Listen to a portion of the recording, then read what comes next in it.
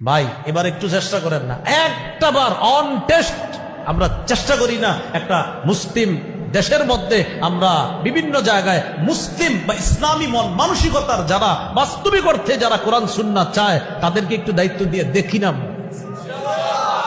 বাইরে গিয়ে। আসলে তো বাইরেও ইনশাল্লাহ তো আপাতত অনৈক্যের কোনো কথা আমরা মুখে আনবো না, বরং ইসলামী মানসিকতার যারা চেষ্টা করতেছে একসাথে এদেশে কিছু একটা করার জন্য আমরা তাদেরকে শুধু সহযোগিতা করব, বলেন ইনশাআল্লাহ।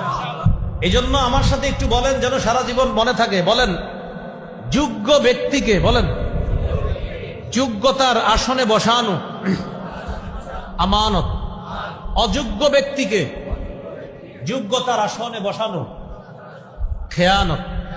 বলেন 90% মুসলমানের দেশে, বলেন ন্যায়পরায়ণ মুসলিম শাসক দায়িত্বে বসানো আমানত, এর বিপরীত করা আমরা জনগণের জন্য খেয়ানত। বলেন খুব সতর্ক। আমানতদার শাসক বসাতো, কোন খেয়ানতকারী যাই না শুই না যদি বসান তো আল্লাহর কাছে দাঁড়ানোর জন্য তৈরি থাকেন। সূরা নিসা 105 নম্বর আয়াতে আল্লাহ বলেন, ওয়ালা তাকুন লিল খাইনিনা খাসিমা, নবী আপনি খেয়ানতকারীদের পক্ষ অবলম্বনকারী হবেন না।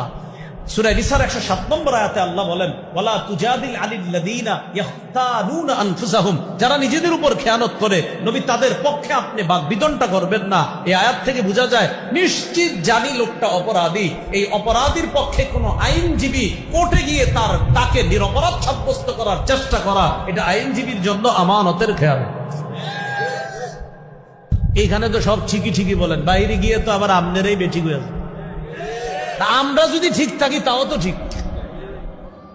প্রতিদিন আলেম লাখ লাখ মানুষকে বুঝাইতেছে সবাই ঠিক ঠিক বলে, তো বাহিরে গিয়ে বেঠিকটা এখানে এটাই আমি বুঝি না। এই দেখেন এখন কোন ঠিক, মানে এই দেখেন এখানে আমি বুঝাইতেছি, আরেক জায়গায় গিয়ে দেখেন আরেক হুজুর বুঝাইতেছে, এভাবে সবাই বলতেছে হ্যাঁ হ্যাঁ সব ঠিক, কিন্তু বেঠিকটা এখানে এটাই বুঝি। নিশ্চিত অপরাধীকে নিরপরাধী বানানোর চেষ্টা করা আমাদের কেন?